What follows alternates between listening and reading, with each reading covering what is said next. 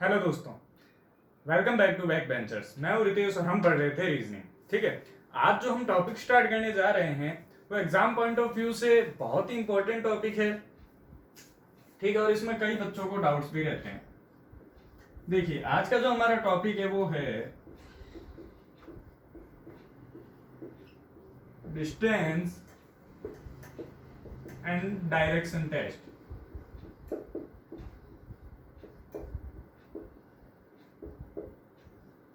ठीक है, distance and direction test, इस पे देखिए एग्जाम में अच्छे क्वेश्चंस भी बनते हैं और थोड़े इजी क्वेश्चंस भी बनते हैं। ठीक है, इस टॉपिक को हम अच्छे से करते हुए चलेंगे ताकि एग्जाम्स में हमारे जो सारे क्वेश्चन है वो इजीली सॉल्व हो जाए। देखिए, इस टॉपिक को स्टार्ट करने से पहले मैं आपको कुछ बेसिक चीजें बता देना चाहता हूं। जैसे अगर हम डायरेक्शन की बात करें तो देखिए, ये जो ऊपर वाली जो हमारी डायरेक्शन होती है ये नॉर्थ डायरेक्शन होती है, यानी कि उत्तर डायरेक्शन होती है, ये उत्तर दिशा होती है। नीचे वाली हम बात करें तो वो होती है साउथ, यानी कि दक्षिण दिशा होती है। ये इस दिशा की हम बात करें तो ये है ईस्ट, यानी पूर्वी दिशा। और अगर हम इसकी बात करें तो ये होती है वेस्ट, यानी पश्चिमी दिशा। ठीक है, ये जो एक्सिस चल रही है नॉर्थ साउथ और ईस्ट वेस्ट वाली, इनके बीच में जो कोण होता है, यानी इनके बीच का जो एंगल होता है वो होता है 90 डिग्री का। ठीक है, अब मैं कुछ और डायरेक्शन बता रहा हूं जो स्पेशल डायरेक्शन होती है। वो होती है, देखिए, जो इनके बीच में से निकल रही है, इसे हम ये कहेंगे नॉर्थ ईस्ट डायरेक्शन। देखिए, इसे नॉर्थ ईस्ट डायरेक्शन क्यों कहते हैं? क्योंकि हम जब भी डायरेक्शन निकालेंगे तो या तो नॉर्थ के अकॉर्डिंग निकालेंगे, नॉर्थ के रेफरेंस में, या फिर साउथ के रेफरेंस में। तो ये जो भी डायरेक्शन होगी इनके अलावा, इन चार के अलावा, वो या तो नॉर्थ के रेफरेंस में होती है या फिर साउथ के रेफरेंस में होती है। तो ये इन दोनों के बीच की डायरेक्शन हो गई नॉर्थ ईस्ट। अगर मैं इन दोनों के बीच के एंगल की बात करूं तो वो होता है 45 डिग्री। ये है हमारा 45 डिग्री का एंगल। ठीक है, अगर मैं इसकी बात करूं तो चूंकि इसके साउथ के रेफरेंस में बन रही है तो ये जो डायरेक्शन हो जाएगी वो हो जाएगी साउथ ईस्ट। मतलब साउथ पहले आएगा और नॉर्थ पहले आएगा, बाकी की डायरेक्शन बाद में आएगी। ये हो गई साउथ ईस्ट, ये हो गई नॉर्थ ईस्ट। अगर ऐसे ही मैं इसकी बात करता हूं तो ये हो जाती है नॉर्थ वेस्ट। ठीक है, इन सबके बीच का एंगल 45 45 45 45 होता है। ठीक है, इसी तरह से अगर मैं इस डायरेक्शन की बात करूं तो क्योंकि ये साउथ के रेफरेंस में निकलेगी, नीचे है, ठीक है, और वेस्ट, तो ये हो गई साउथ वेस्ट डायरेक्शन। तो अब हमारे पास अगर मैं इस तरह से बात करूं तो टोटल हमारे पास डायरेक्शन कितनी हो गई? 8 दिशाएं हो गई हमारे पास, north south east west, north east south west and north west. ठीक है, ये तो थी डायरेक्शन की बात। अब देखिए, एक चीज आपने सुनी होगी क्लॉकवाइज, दूसरी चीज एंटी क्लॉकवाइज। देखिए, ये चीज क्या होती है? जब हम एक सर्कल में घूमते हैं, यानी ये सर्कल है, ठीक है, अब हम इसमें किस डायरेक्शन में जा रहे हैं, हम इस तरह से घूम रहे हैं या फिर इस तरह से घूम रहे हैं, उनको मेजर करने का, फिर उनको समझने का तरीका है क्लॉकवाइज और एंटी क्लॉकवाइज। देखिए, आपने घड़ी को देखा होगा, घड़ी को देखा होगा तो जो मिनट का सुई है वो इस तरह से चलता रहता है, मतलब इस तरह से चलता रहता है, ये घड़ी की सुई चलती रहती है इस तरह से। तो अगर मैं बात करूं ये वाली जो डायरेक्शन है ये इस तरह से, ये कौन सी हो जाएगी? क्लॉकवाइज। अब एंटी क्लॉकवाइज क्या हो जाएगा? इसका उल्टा, इस तरह से घड़ी घूमती है, इसका उल्टा इस तरह से अगर हम माने ये डायरेक्शन क्या हो जाएगी? Anti clockwise.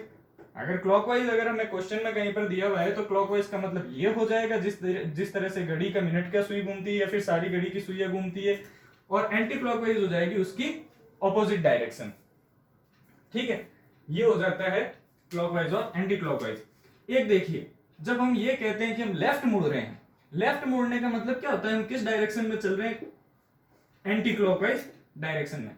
देखिए कैसे, मैं आपको इसको डायग्राम से समझा रहा हूं। देखिए, ये हम लेफ्ट मुड़े, यहां से मानो कोई पॉइंट स्टार्ट किया, ये हम लेफ्ट मुड़े, फिर वापस हम लेफ्ट आए, फिर वापस हम इसका भी वापस लेफ्ट मुड़े, और फिर वापस हम इसका भी लेफ्ट मुड़े। तो देखिए, ये जो सर्कल बन रहा है या फिर ये जो राउंड बन रहा है वो किस तरह से बन रहा है? इस तरह से बन रहा है। तो ये क्या है? Anti clockwise. और ये किसका रिप्रेजेंटेशन है? लेफ्ट का। ऐसे ही अगर हम राइट की बात करें तो देखिए राइट के लिए अगर मैं इस पॉइंट से स्टार्ट करूं, इधर गए, इधर गए, इधर गए, फिर ये वापस राइट, तो ये किस तरह से चला, इस तरह से, तो ये हो जाता है क्लॉकवाइज डायरेक्शन, जो कि होता है रिप्रेजेंटेशन राइट में मुड़ने का। जिस तरह से एग्जाम में आया आपके पास की, क्वेश्चन में आया आपके पास की उसने लेफ्ट लिया, तो लेफ्ट का मतलब होता है वो एंटी क्लॉकवाइज डायरेक्शन में जा रहा है, और राइट के अगर लूप बनता है तो वो लूप बनता है क्लॉकवाइज डायरेक्शन का। ठीक है, तो ये कुछ बेसिक चीजें जो हमें हमेशा ध्यान रखनी है, एक तो डायरेक्शंस, ठीक है, फिर क्लॉकवाइज और एंटी क्लॉकवाइज और लेफ्ट और राइट के बारे में। ठीक है, चलिए आगे चलते हैं। ये चीजें अगर आपको नहीं समझ में आई या फिर इनमें कोई दिक्कत है तो आपको क्वेश्चन करने में बहुत ही प्रॉब्लम होती है, तो इसलिए इनको अच्छे से देख लीजिएगा।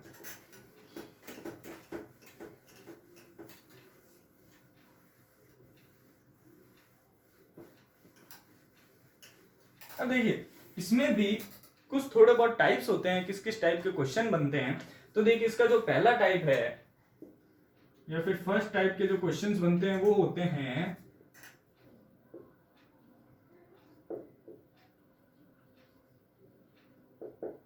Pure direction test. Pure direction test यानी उनमें आपको सिर्फ दिशा का ज्ञान के बारे में पूछा जाता है, सिर्फ दिशा का ज्ञान क्वेश्चन चाहता है आपसे। ठीक है, जैसे हम एक एग्जांपल लेते हैं, एग्जांपल है देखिए आपके पास, देखिए मैं आपको क्वेश्चन सुना देता हूं। देखिए रश्मि और मानसी दो लोग हैं, इन दोनों के घर आमने सामने हैं। ठीक है, Rashmi and Mansi's house is opposite to, Rashmi's house is opposite to Mansi's house and Rashmi goes towards north east, north east and Rashmi's to Rashmi's house. अब देखिए मैं आपको क्वेश्चन एक्सप्लेन करके रिप्रेजेंट करके समझाता हूं। ये मानसी का हाउस है, इसके सामने की तरफ कहीं रश्मि का हाउस है, मान लीजिए यहां पर रश्मि का हाउस है, ये सामने की तरफ रश्मि का हाउस हो गया। अब क्वेश्चन कह रहा है कि अगर रश्मि को मानसी के घर पे जाना है, तो रश्मि को अगर मानसी के घर में जाना है तो वो किस डायरेक्शन में चल रही है, वो जा रही है नॉर्थ ईस्ट डायरेक्शन। मतलब अगर रश्मि को मानसी के घर जाना है तो वो इस डायरेक्शन में जा रही है, यानी नॉर्थ ईस्ट डायरेक्शन में, यानी इसका घर यहाँ कहीं है और इस तरह से वो जा रही है नॉर्थ ईस्ट डायरेक्शन में। अब पूछा ये है कि जो मानसी है उसे अगर रश्मि के घर आना है तो वो किस डायरेक्शन में जाएगी। अब देखिए मानिए यहां पर अगर रश्मि का घर है, ये यहां पर रश्मि का घर है, रश्मि यहां पर अगर मानसी के घर जाती है तो उसे जाना पड़ता है नॉर्थ ईस्ट डायरेक्शन में। अब देखिए अगर मानसी को रश्मि के घर पे आना है तो वो किस डायरेक्शन में आएगी, इस तरह से आएगी, और ये कौन सी डायरेक्शन है, ये वाली डायरेक्शन, यानी इधर क्या है वेस्ट और ये क्या है साउथ, तो ये हो जाएगी साउथ वेस्ट डायरेक्शन। तो अगर मानसी को रश्मि के घर पे आना है तो कौन सी डायरेक्शन में जाना पड़ेगा, साउथ वेस्ट डायरेक्शन में। ठीक है, ये था प्योर डायरेक्शन टेस्ट का एक एग्जांपल। देखिए इसमें सिर्फ और सिर्फ डायरेक्शंस यानी जो दिशाओं का ज्ञान है वो पूछा जाता है। ठीक है, एक एग्जांपल इसका और करते हैं। देखिए उसको भी मैं आपको पढ़ के सुना देता हूं, डायरेक्ट रिप्रेजेंट मैं आपको कर देता हूं। देखिए Himraj starts moving toward south from his house. देखिए मान लीजिए यहां पर कहीं पर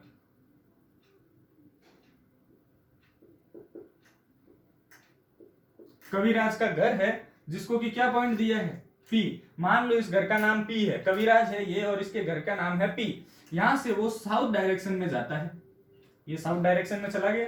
यहां पर आप ध्यान रखिएगा ये डायरेक्शंस होगी हमारी north, south, east and waste.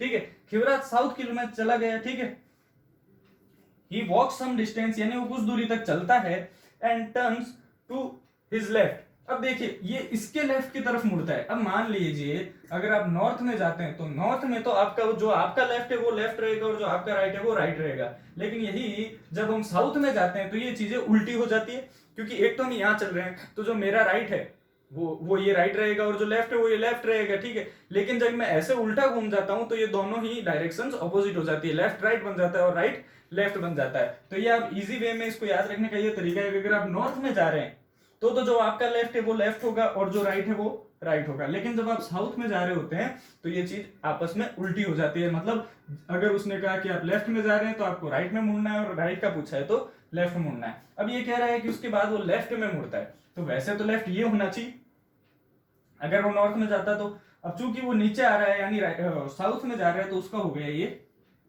Left हो गया। फिर क्या कह रहा है, then he again takes left. अब ये वापस लेफ्ट लेता है तो इसका वापस लेफ्ट हो जाएगा ये, ठीक है।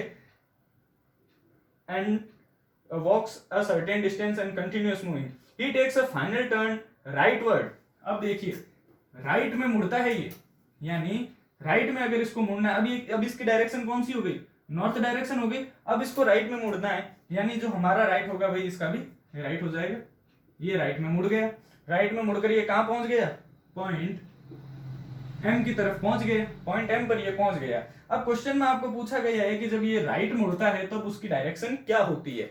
मतलब ये राइट में मुड़ने के बाद ये कौन सी डायरेक्शन है, तो ये वाली डायरेक्शन हमें पता है कौन सी है, ईस्ट डायरेक्शन है। देखिए सबसे पहले वो साउथ में जाता है, ये चला गया साउथ में, उसके बाद वो लेफ्ट लेता है, ये ले लिया उसने लेफ्ट, उसके बाद वो फिर से लेफ्ट लेता है, ये हो गया इसका वापस लेफ्ट, और उसके बाद वो राइट मुड़ता है, ये मुड़ गया ये राइट। अब बताना है कि ये इसका मुंह कौन सी डायरेक्शन में होगा, तो वो कौन सी डायरेक्शन हो जाएगी हमारे पास, ईस्ट, क्योंकि ये वाली डायरेक्शन कौन सी डायरेक्शन है, ईस्ट डायरेक्शन है, ठीक है। इस तरह से आपको डायरेक्शन टेस्ट के एग्जांपल मिलते हैं, ठीक है। ये था हमारा टाइप 1 प्योर डायरेक्शन टेस्ट। देखिए हमारा जो टाइप 2 है वो एग्जाम्स में काफी बार आता है, और वो है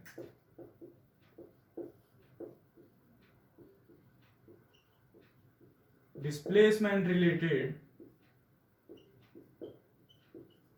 प्रॉब्लम्स। देखिए डिस्प्लेसमेंट रिलेटेड प्रॉब्लम समझने के लिए आपको सबसे पहले ये समझना होगा कि डिस्प्लेसमेंट क्या होता है। देखिए एक होती है हमारे पास डिस्टेंस,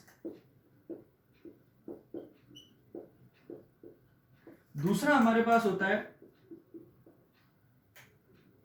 डिस्प्लेसमेंट, ठीक है।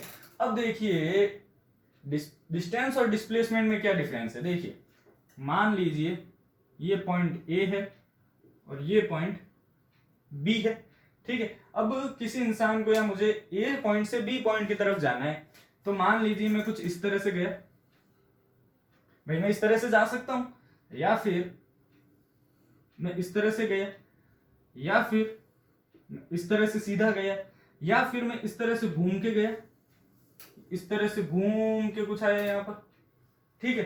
तो ये सारे रास्ते काय के हैं, ये मुझे ए से बी तक पहुंचा रहे हैं। अब हमें यह समझना होगा कि इसमें से डिस्टेंस यानी दूरी कौन सी है और डिस्प्लेसमेंट कौन सा है, ठीक है।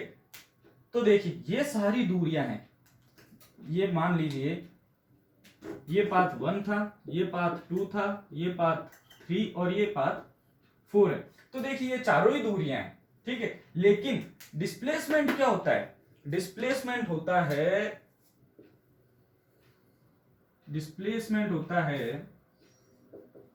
मिनिमम डिस्टेंस या फिर शॉर्टेस्ट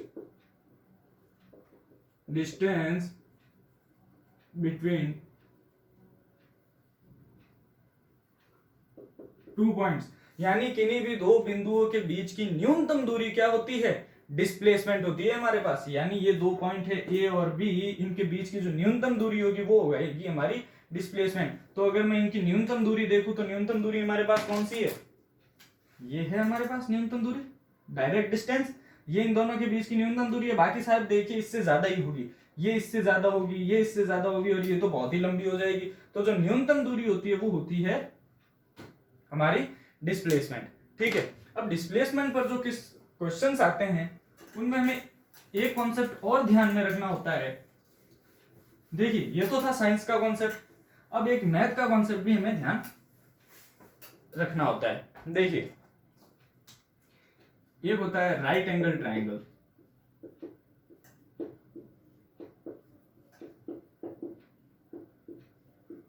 राइट एंगल ट्राइंगल,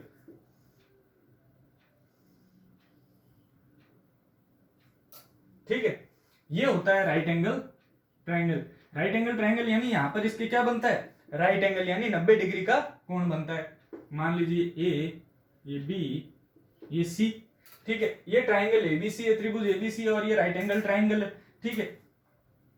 इसकी एक थ्योरी होती है, यानी एक पाइथागोरस थ्योरम थी। एक पाइथागोरस नाम का एक साइंटिस्ट था, उन्होंने अपनी एक थ्योरम दी थी। वो क्या थी, देखिए ये किसी भी ट्राइंगल का क्या है, बेस है, ठीक है, आधार। अगर मैं इसकी बात करूं तो ये परपेंडिकुलर है, परपेंडिकुलर यानी लंब है। अगर मैं इसकी बात करूं तो ये हाइपोटेनियस है, हाइपोटेनियस यानी ये इसका कर्ण हो जाता है, ठीक है। तो जो पाइथागोरस थ्योरम थी, उस थ्योरम के अकॉर्डिंग उन्होंने हाइपोटेनियस को निकालने का तरीका बताया था। वो तरीका क्या था हाइपोटेनियस को निकालने का, वो था अगर हम हाइपोटेनियस का स्क्वायर करें तो वो जो स्क्वायर आएगा वो आएगा base square plus perpendicular square. ये उन्होंने फॉर्मूला दिया था, और ये फॉर्मूला हमारे डिस्प्लेसमेंट रिलेटेड प्रॉब्लम्स में काम आएगा। और ध्यान रखिए एग्जाम्स में डिस्प्लेसमेंट रिलेटेड प्रॉब्लम्स से क्वेश्चन आने के चांसेस सबसे ज्यादा रहते हैं, ठीक है। अब देखिए अगर मैं इसका स्क्वायर हटाऊं तो ये हाइपोटेनियस क्या हो जाएगा, ये स्क्वायर इधर रूट आ जाएगा, B square plus P square. तो ये हमारे पास कुछ फॉर्मूला आ जाएगा, ठीक है। ये हमारा मेन फॉर्मूला होगा जो कि हम डायरेक्शन डिस्प्लेसमेंट रिलेटेड प्रॉब्लम्स में यूज करेंगे। तो अगर आपको समझ में आ गया डिस्प्लेसमेंट क्या होती है, न्यूनतम दूरी दो बिंदुओं के बीच की, ठीक है, और ये हाइपोटेनियस निकालने का तरीका यानी कर्ण निकालने का ये हमें तरीका है, ये फॉर्मूला है डायरेक्ट, ठीक है, पाइथागोरस थ्योरम से ये डेराइव होता है। अब इस पे हम करते हैं क्वेश्चन। देखिए क्वेश्चन है आपके पास, ये क्वेश्चन मैं आपको लिख देता हूं ताकि आपको इजीली समझ में आ जाए।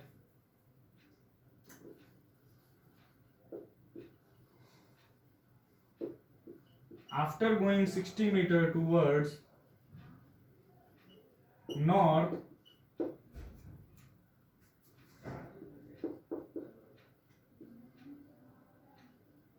Tom takes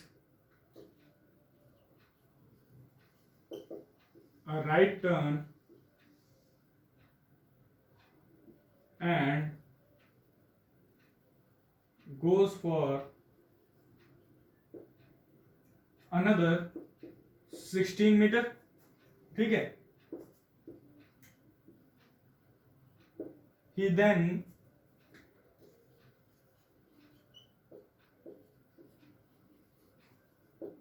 takes a right and goes 48 meter. How far he is from starting point?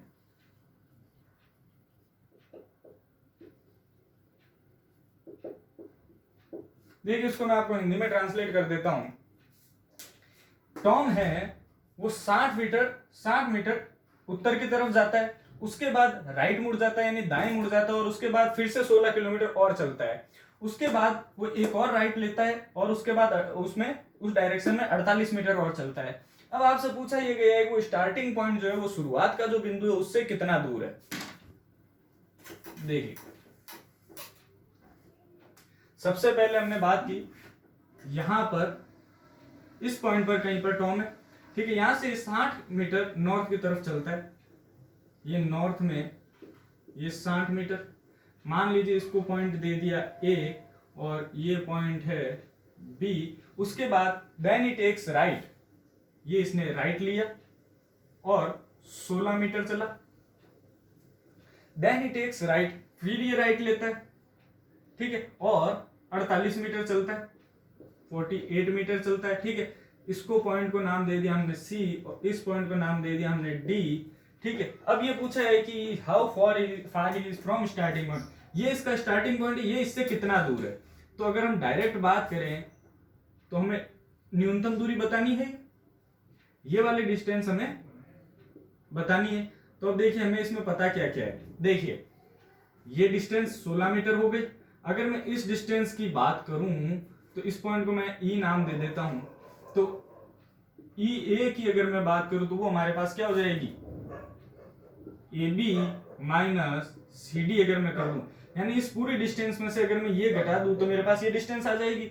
A B हमें पता है 60, सी डी हमें पता है 48 है, तो ई ये क्या आ जाएगी 12 मीटर।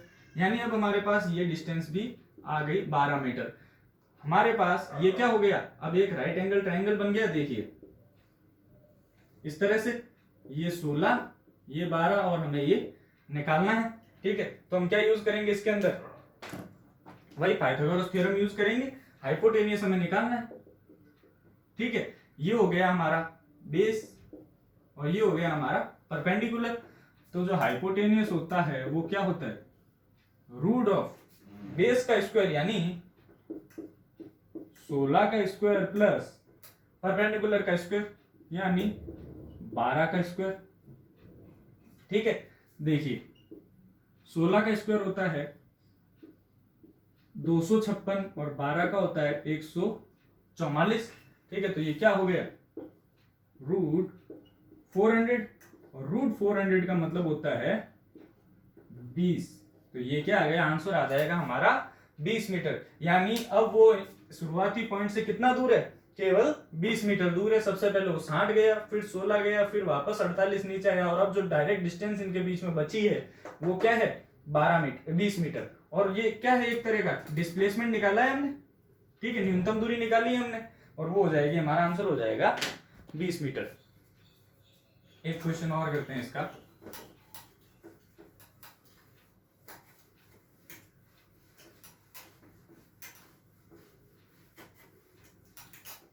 देखिए अगला क्वेश्चन है आपके पास,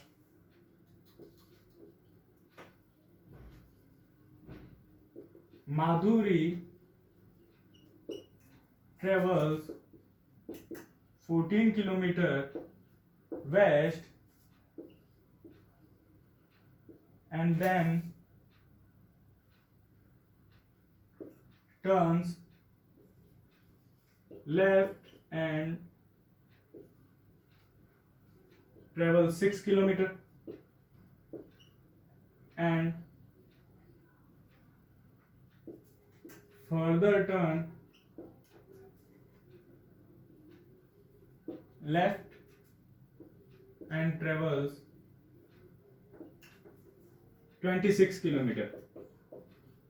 अब वापस वही पूछा है स्टार्टिंग पॉइंट से वो कितनी दूर है, ठीक है। क्या कह रहा है, माधुरी यात्रा करती है 14 किलोमीटर वेस्ट की तरफ यानी पश्चिम की तरफ, एंड देन टर्न्स लेफ्ट, और फिर वापस लेफ्ट मुड़ जाती है और 6 किलोमीटर चलती है, फिर से वो लेफ्ट रहती है और 26 किलोमीटर चलती है। अब ये बताना है कि वो स्टार्टिंग पॉइंट से कितनी दूर है। हम जैसा क्वेश्चन में लिखा हुआ है वैसा रिप्रेजेंट कर देंगे, यानी वैसा फिगर बना देंगे।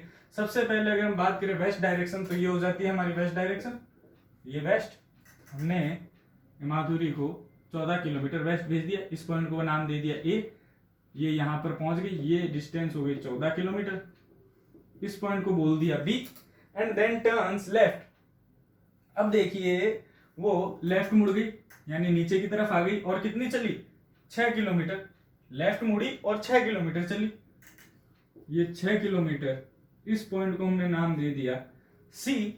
देन फर्दर टर्न लेफ्ट, फिर से वो लेफ्ट मुड़ी, ये लेफ्ट मुड़ी और कितनी चलती है 26 किलोमीटर चलती है, ये लेफ्ट मुड़ी और ये चली 26 किलोमीटर, इस पॉइंट को हमने नाम दे दिया डी। अब हमसे पूछा है वो स्टार्टिंग पॉइंट से कितनी दूर है। अब हमें पता है कि हमारा जो स्टार्टिंग पॉइंट है वो कौन सा है, ये स्टार्टिंग पॉइंट, और ये हो जाएगा हमारा फाइनल पॉइंट। इन दोनों पॉइंट्स के इसने क्या पूछा है, बीच की डिस्टेंस पूछी है। तो अगर हम बीच की डिस्टेंस बात करूं मैं, तो ये हो जाएगी इसके बीच की डिस्टेंस। ये डिस्टेंस हमें पता है, जितनी ये इतनी यही रहेगी 6 किलोमीटर।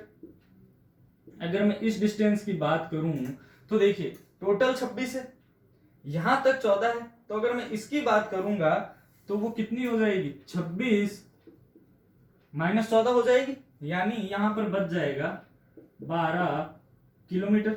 यहाँ 12 किलोमीटर बच जाएगा। और ये कितनी है, 6 किलोमीटर। पूछी क्या है, ये डिस्टेंस पूछी है हमसे। और ये भी अपने आप में क्या है, एक तरह का हाइपोटेनियस है, क्योंकि ये एक राइट एंगल ट्राइंगल मिल गया हमें, ये वाला। इसको अगर मैं नाम दूं E, तो ADE, ये जो ट्राइंगल है ADE, ये क्या है, राइट एंगल ट्राइंगल है।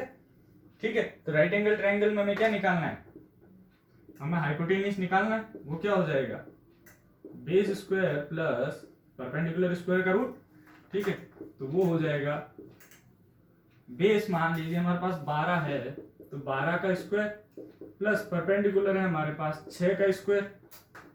तो देखिए 12 का स्क्वायर कितना होता है, 144। एंड अगर मैं 6 के स्क्वायर की बात करूं तो होता है 36, यानी 36। तो ये कितना हो गया हमारे पास, ये टोटल हो गया हमारे पास रूट 180, और यही हमारा आंसर है। ठीक है, ये रूट 180 हमारा आंसर हो जाएगा। ठीक है, इस तरह से डिस्प्लेसमेंट रिलेटेड प्रॉब्लम्स आती है। इसके और भी कई टाइप्स बचते हैं जो कि हम नेक्स्ट क्लास में कंटिन्यू करेंगे। ठीक है, तब तक के लिए थैंक यू सो मच।